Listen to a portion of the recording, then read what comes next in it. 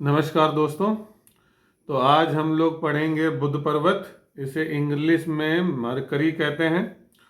और ये जो होता है, हमारी जो सबसे छोटी उंगली होती है, यहाँ से चौथी, 1 2 3 4, यानी कि जो सबसे छोटी उंगली होती है उसके जो नीचे का स्थान होता है, ये हिस्सा, उसे मरकरी पर्वत कहते हैं। मैंने आपको बता रखा था कि कोई ग्रह अगर कोई पर्वत इतना उठा हो तो ठीक होता है, ज़्यादा उठा हो तो वो गलत होता है, या बैठा हो तो भी गलत होता है। तो आज हम लोग बुध पर्वत पढ़ेंगे। अब हमारे मन में एक पहला प्रश्न आता है कि बुध पर्वत से हम लोग देखते क्या क्या हैं।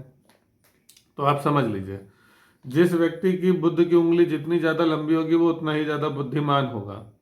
उसकी बुद्धिमत्ता, उसकी परख, उसकी चालाकी, उसकी दुर्गुण, यहाँ तक कि उसके खोज आदि विषयों का भी जानकारी इसी से मिलती है। तो जो बुध होता है ना, वो ये सारी चीज़ें बताता है कि वो कितना इंटेलिजेंट है या बुद्धिमान है। लेकिन आपको एक और जानकारी बता दूं, वैसे तो उंगली के इस नीचे से आप ये भी देख सकते हैं कि व्यक्ति की कितनी संतान है, लड़का है, लड़की है, कुछ भी। लेकिन एक और इंटरेस्टिंग बात, यहाँ से आप उसके लड़का होगा या लड़की होगी ये तो पता लगा ही लोगे, ये भी पता लगा लोगे कि वो बंदा जेल जाएगा कि नहीं जाएगा। कुछ लोगों के हाथ में ये भी होता है। और भी कई सारी चीजें इससे पता चल जाती हैं। अब देखो, उन्नत बुद्ध यदि अधिक रेखाओं से कटा फटा हो, मतलब ये पर्वत इस तरीके से हो और ये पर्वत बहुत ज्यादा कटा फटा हो, ठीक है, तो थोड़ा सा गड़बड़ होता है। लेकिन अगर ये कटा फटा ना हो और साथ ही बुद्ध की उंगली लंबी हो, ये होता है सूर्य पर्वत, ठीक है। अगर ये उंगली लंबी हो और सूर्य पर्वत के तीसरे पोर, मतलब इसको अगर जब आप जोड़ोगे ऐसे, तो ये सूर्य के तीसरा जो पोर है उसके ऊपर निकल जाए, तो आप मान लीजिए ऐसा व्यक्ति में बौद्धिक क्षमता बहुत ही गजब की होगी, मतलब बहुत ही ज्यादा इंटेलिजेंट होगा वो बंदा। अब अगर वो अपनी क्षमता का इस्तेमाल प्रिपरेशन में लगाए तो वो आईएएस भी आसानी से बन जाएगा।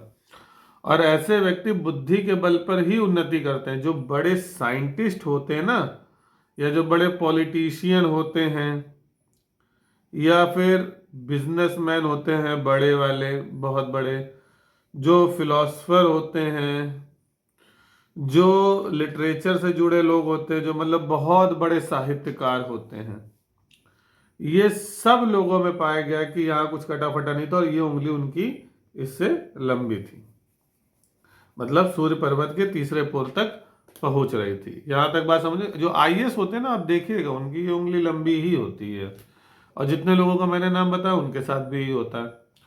अच्छा, उत्तम प्रकार के हाथ में यदि बुध उपरोक्त गुण देता दाता होता है, ठीक, रेखाओं में दोष होने पर, हाथ उत्तम होने पर भी उत्तम बुध में व्यक्तित्व विकास का लक्षण तो होता है, परंतु उसका प्रभाव उल्टा हो जाता है। अब आप में से आधे लोगों को बात समझ में नहीं आई। जैसे मैंने बताया, ये बिल्कुल भी कटा फटा नहीं है, ये उंगली इससे लंबी है। तो ये जितने भी बताए थे कि वो साहित्यकार हो, या बहुत बड़ा व्यवसायी हो, या मान लो बहुत बड़ा राजनेता हो, या बहुत बड़ा अधिकारी हो, या जो भी वो होता है, मतलब आपका जो आईक्यू था वो आपने पॉजिटिव वे में इस्तेमाल करा। परंतु यदि ये निगेटिव हो जाए, लाइनें खूब सारी कटी फटी हो जाए या फिर गड़बड़ हो जाए, तो आप सोचो, इंटेलिजेंस ही तो वही है। जब सही डायरेक्शन में यूज करी तो वो वैज्ञानिक बन गया, व्यवसायी बन गया, साहित्यकार बन गया, राजनेता बन गया। अब इसी को अगर वो निगेटिव चीज में यूज करेगा तो व्यक्ति चोर बन जाता है, ब्लैक मार्केटिंग करने लगता है, षड्यंत्र करने लगता है, समाज विरोधी कार्य करने लगता है। ये होता है निगेटिव बुद्ध का लक्षण। बात समझ में आ गई। और जिस व्यक्ति में ये निगेटिविटी वाले लक्षण होंगे ना, वो बंदा, मुझसे लिख लो, 100% झूठ बोलने में बहुत ही दक्ष होगा। मतलब उसको झूठ में आप पकड़ नहीं पाएंगे, झूठ भी बड़े वो तर्क वाले बोलेगा। और यदि हाथ उन्नत हो पर यदि बुध की उंगली भी टेढ़ी हो तो फिर कहना ही क्या, फिर तो मतलब क्या ही कहा जाए। ऐसे व्यक्ति साधारण रूप से तो कोई कार्य कर नहीं सकते, मस्तिष्क में हमेशा ही शैतानी भरी रहेगी और ऐसे लोग समाज के दुश्मन होते हैं। तो टेररिस्ट जो होते हैं ना वो भी बहुत ही अक्लमंद होते हैं और टेररिस्टों में भी बहुत ज़्यादा हिम्मत होती है, करेज बहुत होता है, लेकिन अब वही है वो अपनी इंटेलिजेंसी जो है समाज के विरुद्ध लगा रहे हैं। अब इसके साथ हम जरा देखते हैं कॉम्बिनेशन। बृहस्पति की यानी कि तर्जनी उंगली छोटी हो तो मतलब अगर ये उंगली छोटी होगी और ये जो कटा फटा होगा तो विश्वास मानो ऐसा व्यक्ति सम्मान से गिरे हुए काम करता, मतलब सम्मान नहीं होगा उसका, सम्मान से भी गिर जाएगा वो हर एक व्यक्ति का। ठीक, इस प्रकार के लक्षण होने पर मस्तिष्क रेखा, ये रेखा एक होती है जीवन रेखा, एक होती है ये होती है हृदय रेखा। मस्तिष्क रेखा जितनी अच्छी होती है व्यक्ति उतना ही ज्यादा चतुर होता है। अब जैसे मान लो कोई आईक्यू इस्तेमाल करा पॉजिटिव वे में तो ये बन गया, अगर कोई निगेटिव वे में इस्तेमाल कर रहा है तो फिर तो वो गलत काम करेगा। और उसी पे अगर ये बहुत अच्छी है तब तो भैया वो बहुत बड़े लेवल वाला मतलब कर्म कांड करने वाला बन जाएगा और बहुत ज्यादा लोगों को बेवकूफ बनाएगा, बहुत बड़े बड़े षड्यंत्र रख लेगा। ठीक है, हाथ उत्तम होने पर मस्तिष्क रेखा बहुत ज्यादा अच्छी हो, बुध उन्नत हो व बुध की उंगली हल्की सी तिरछी हो। फिर से सुनिए मैंने क्या बोला, हाथ उत्तम अवस्था में हो, ठीक, बुध का पर्वत उन्नत हो, उंगली हल्की सी तिरछी हो और मस्तिष्क रेखा बहुत अच्छी हो, तो आप इस बात को विश्वास मानिए वो व्यक्ति 100% या तो वकील होगा या डॉक्टर होगा या बड़ा अधिकारी होगा। अगर उसकी बुध की उंगली हल्की सी तिरछी है, बुध पर्वत उन्नत है और उसकी मस्तिष्क रेखा सीधी है तो बनका पक्का बड़ा अधिकारी या डॉक्टर या वकील या बहुत बड़ा देखा गया पत्रकार जो होते हैं वो भी, उच्च कोटि के जो वक्ता होते हैं वो भी इसी कैटेगरी में आते हैं, उनके हाथ में भी यही लक्षण देखे गए हैं। ठीक, इनकी परख उच्च कोटि की होती है, ऐसे व्यक्ति बहुत कुशल व्यक्ति होते हैं। अच्छा, बुध उन्नत हो, ठीक है, पर मस्तिष्क रेखा और हृदय रेखा समानांतर हो, मतलब एकदम ऐसे चल रही हो, ठीक है, बुध रेखा और मस्तिष्क रेखा समानांतर हो तो हाथ में अन्य लक्षण अच्छे ही होते हैं और उस पर भी अगर सूर्य की रेखा आ जाए तो विश्वास मानो ऐसा व्यक्ति कोई बहुत बड़ी खोज करता है। अब वो क्या करेगा ये उसके टेस्ट पर डिपेंड करता है, लेकिन बहुत बड़ी खोज करेगा। ठीक, और प्रत्येक कार्य में मस्तिष्क का प्रयोग करके अपना नए अंदाज निकालता है और आश्चर्यजनक रूप से सफल हो जाएगा वो व्यक्ति। अतः जो वैज्ञानिक होते हैं ना वो इसी श्रेणी में आते हैं, वैज्ञानिक जो होते हैं वो इसी श्रेणी में आते हैं।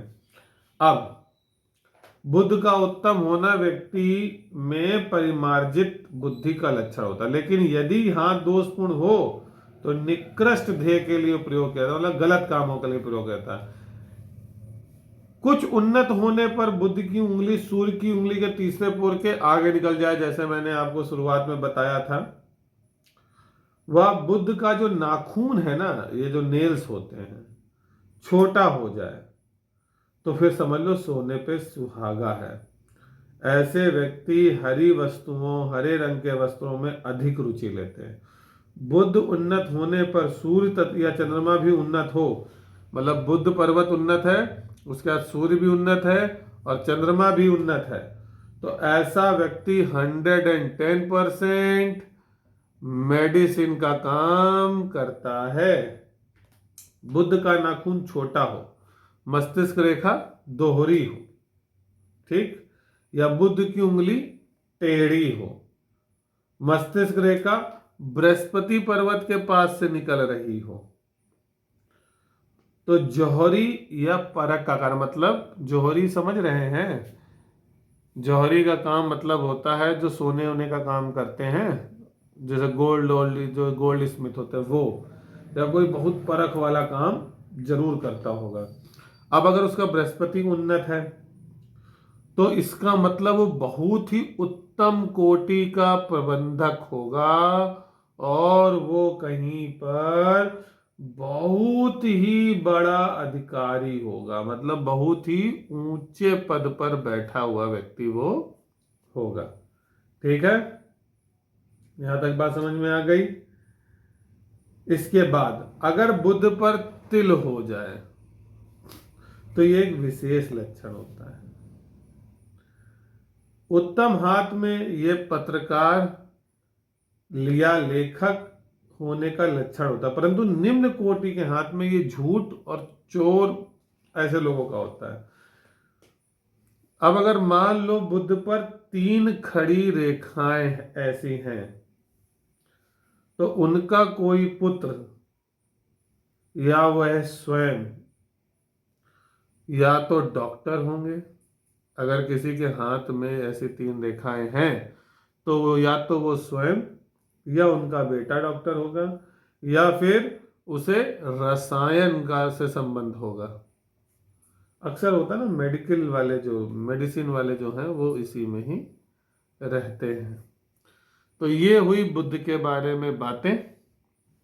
अब नेक्स्ट वीडियो में हम लोग पढ़ेंगे चंद्र पर्वत, जो और भी नई चीजें बताता है। तब तक के लिए